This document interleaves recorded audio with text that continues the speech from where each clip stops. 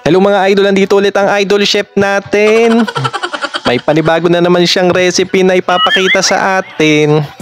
At ito nga, nagmasa-masa na siya. Mukhang gagawa to ng donut. Pero hindi pala dahil meron na siyang nilalagay ng mga abubot dito. Anong abubot? Marami siyang nilalagay dito na kung ano-ano. Ayan nga, dalawa na nga silang gumagawa dito. Parang mga chocolate ata tong pinatong ng idol chef natin dito o yung toppings. Ayan, meron nga siyang pinapakita. Ayan na nga yung pang mix niya. Kaya pala pinakita niyan, meron pala siyang ipopromote na gamit dito.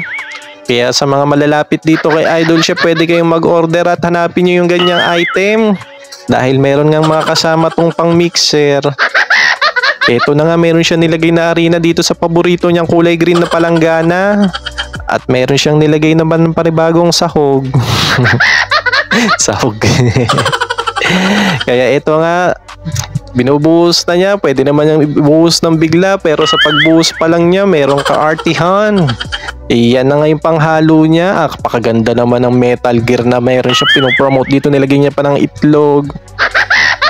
Ayan nga, may number kung ilang oras mo siya paiikutin o ilang minuto. Naglagay na nga rin siya ng gatas dito o coconut milk.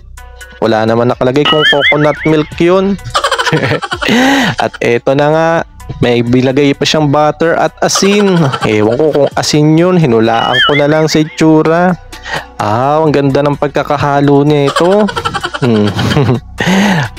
Ayan na nga. Eto, minasa-masa na niya. Ang galing talaga magmasa ng idol chef natin. Kaya bilib na bilib ako dito. Parang nag-iba yung kamay ng idol chef natin. Parang tumaba. Eto nga, meron tokwa dito. Tokwa ba to o butter? Okay, so ano ba yan mga idol? Comment nyo nga sa baba mga idol kung ano yung nilagay ng idol chef natin dito. Ayan, mukhang matatamis siyang lulutuin. Kaya pala yung pang mixer niya, i-display niya na kasi gagamitin nga dito. Parang halong-halo niya maigi to. Ayan, sinet na nga niya. Wow.